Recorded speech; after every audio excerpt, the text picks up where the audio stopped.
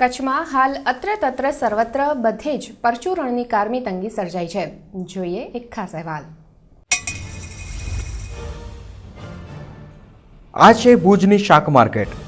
અહીંના કાચિયાઓને રોજ નાણાંના પરચુરણની બાબતમાં ગ્રાહકો સાથે કરવી પડે છે માથાકૂટ। 1, 2 ને 5 રૂપિયાની કિંમતના રોકડ સિક્કાઓની તંગીના કારણે ક્યારેક ગ્રાહકને 2-5 રૂપિયા જતા કરવા પડે છે તો ક્યારેક વેપારીને। 1, 2 ને 5 રૂપિયાની ચલણી નોટો તો ક્યારની ચલણમાંથી ગાયબ જ થઈ ગઈ છે। સિક્કા મળે તો છે પણ તેમાં 10% કમિશન ચૂકવવું પડે છે। બહુ તકલીફ છે। પછી હું ફાટેલી નોટો લેવી પડે ને લેડીઝ લોકો ફાટેલી લે ને પછી હું એના માટે ગ્રાહકોના 5 જાય ને અમારા 5 રૂપિયા જાય। ચિલ્લર લેવા જાય તો કોઈ આપતા નથી ને લેવા જેના આગળ હોય એ 10% લે છે ચિલ્લર માટે। 90ના 100 રૂપિયા દેવા પડે।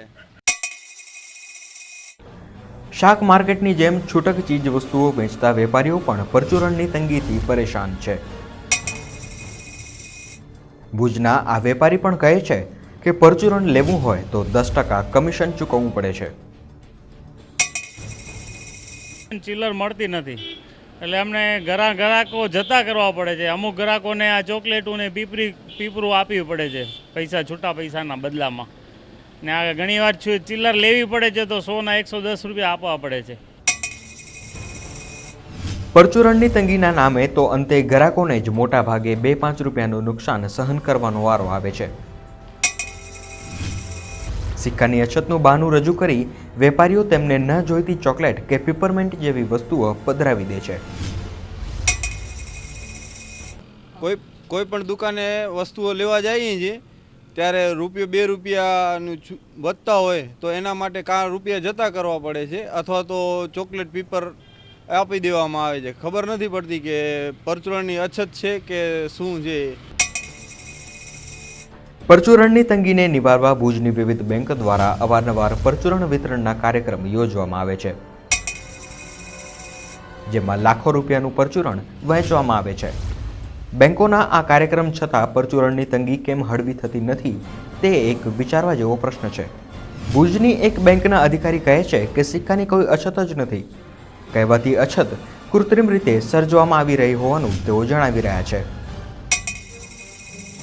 તંગી તો એકદમ આર્ટિફિશિયલ ઊભી કરેલી તંગી એવું મને લાગે છે। અમારી પાસે અત્યારે તમે અમારા કેશ ડિપાર્ટમેન્ટ જુઓ તો ઘણા બધા સિક્કા પડેલા છે। હું પણ અહીંથી ઘણીવાર બેસીને જોઉં છું અમારા કેશ ઓફિસર જોડે અથવા કેશ ડિપાર્ટમેન્ટમાં હું ગયો હોઉં તો જોઈ રહ્યો છું કે ઘણા લોકોને અમે આપીએ છીએ। ઘણા તમારા અહીંયા ભુજના જે ગ્રાહકો અને ગ્રાહક ન હોય એ લોકો પણ આવીને સિક્કા લઈ જાય છે।